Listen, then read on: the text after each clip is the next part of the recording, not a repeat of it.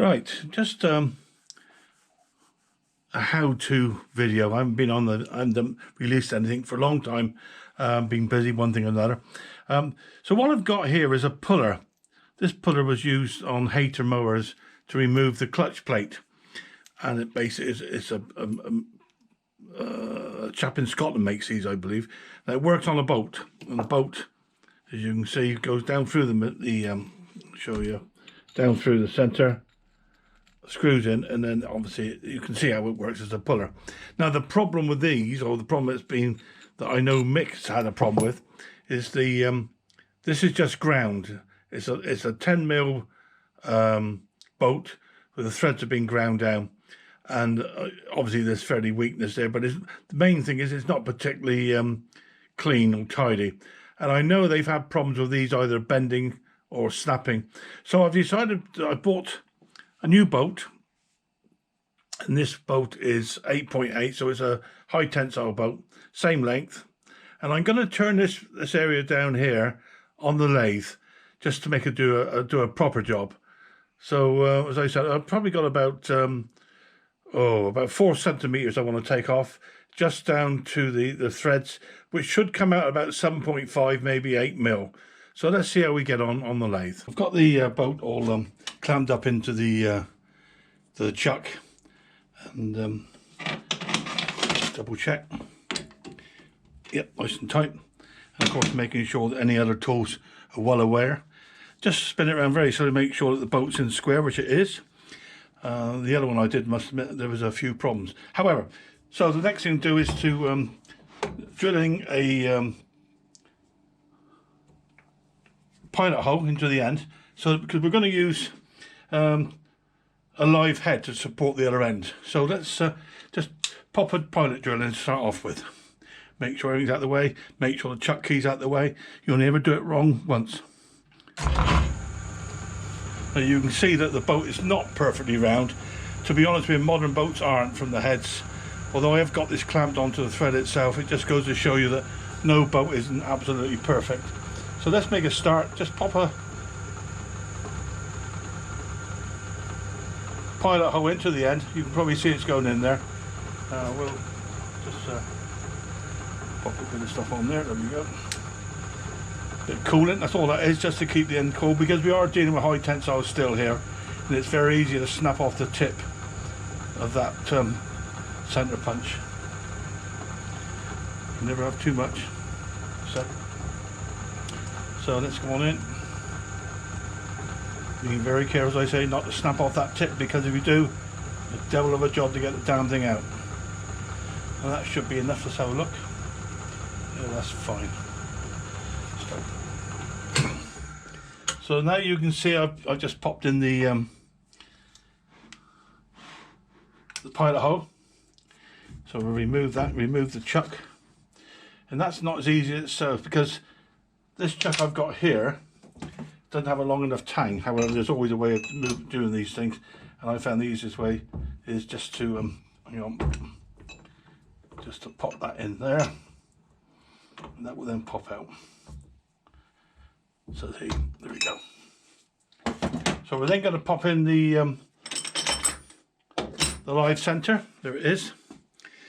As you can see, it's called a live center because it spins. And I've never found a way of oiling. I don't think you can oil I think they're sealed bearings. I've only ever used this thing once. Pop it in, move it up, and clamp it off. So now we've got the piece of work completely safe and centralized, supported either end, and we can now start measuring what we're going to actually cut. So I've decided I need to cut off 40mm, and the easiest way to do that is just for a guide. If I just bring up 40mm on the micrometer, and I'm just going to mark off very roughly where 40mm is. There. That's all I need to do. Nothing clever about that. And now then, we're going to start running down this thread.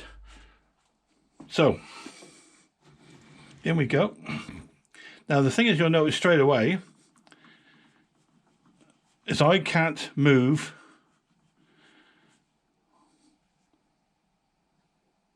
the head backwards and forwards. Now the way around that is obviously to get the work back into the chuck further, and then we'll come back to you. Okay, quick update on that. No need to have moved the work into the chuck, just extend the live center out through using the tail stock. So it's now, again, as I said before, supported, and I can now get in and start the work. So let's have a go.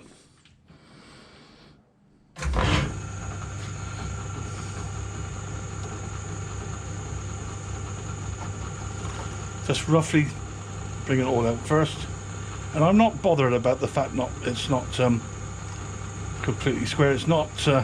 It's a lawnmower and it's a puller, and I'm just, as you can see, I'm being very careful. I don't want to overdo it, do too much. I only ought to do about 10th hour time, and as you can see, I now start to bite, and you can see the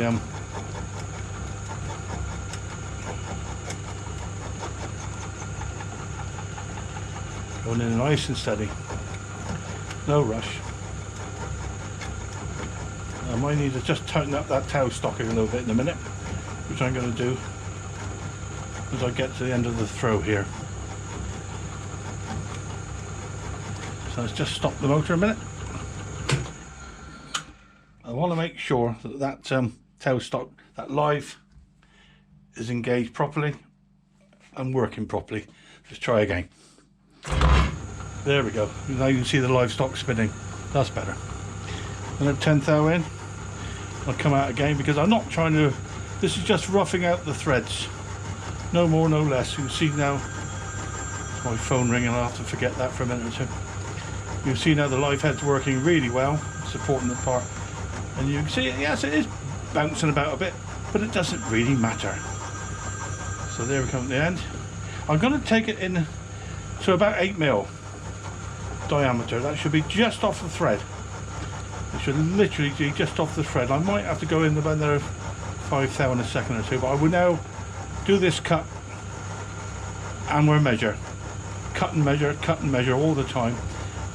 Easy to take off too much, not easy to put it back on again. But you get the idea now what we're trying to achieve. Let's get a little bit of lube on there. Helps the head. You see a bit of smoke coming off. That's coming off the lube as it's burning. Water based actually, that stuff. Okay, then stop there now, just measure. Now you can see obviously I've not gone down far enough at the moment, but just to measure it won't do any harm, and see what I've got. And at the moment I've got 8.5, so another ½ should come off, should just about do it. So get it started up again, and I'm going to go in. Try that.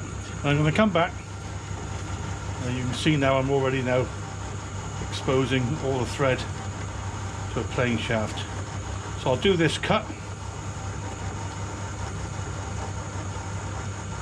and then we'll check the measurement again. I might have to take a fraction more off. I'm not bothered.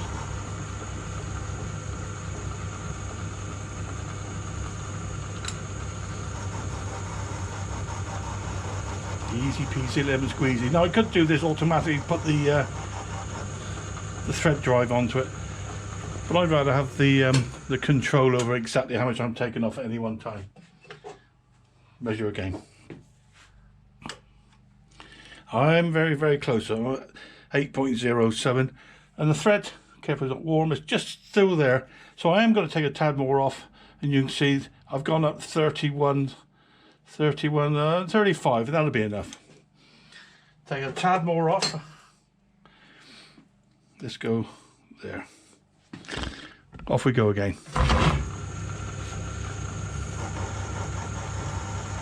Now that's got rid of the thread.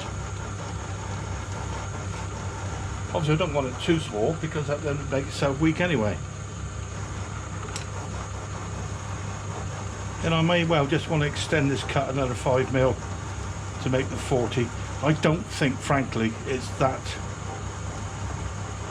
tight. If it is, then we're working more on a space shuttle. Let's see, yeah, we're cutting here now. I use these insert cutters. Superb they are.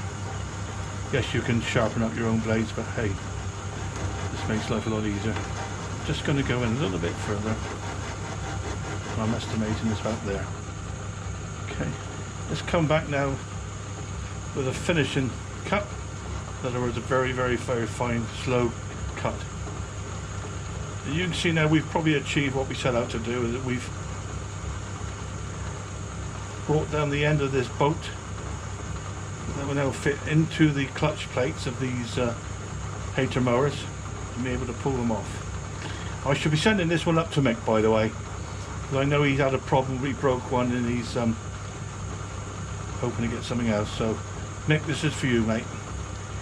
There we go. Let's make sure we come to the end. Stop there. And let's have another measure. So let's see what we've got.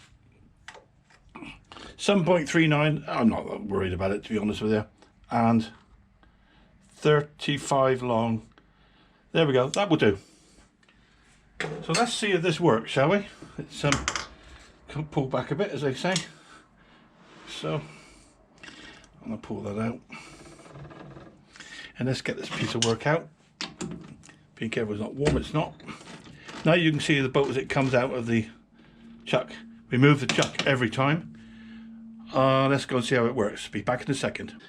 So we're back off the lathe now, the work, and here's the job we just done. And there's the original. I think you can see that there is a better job altogether. And of course I did make sure, of course, that the thread is not being damaged. That's the one good thing we've put on the lathe. You don't damage the thread. So let's see if it fits into the tool. Bear with me a second. And the way the tool works, into there. Hope you can see this. Yes, you can. Spin it around. And there it goes. So there we are. One bolt or one tool, one puller, as good as new.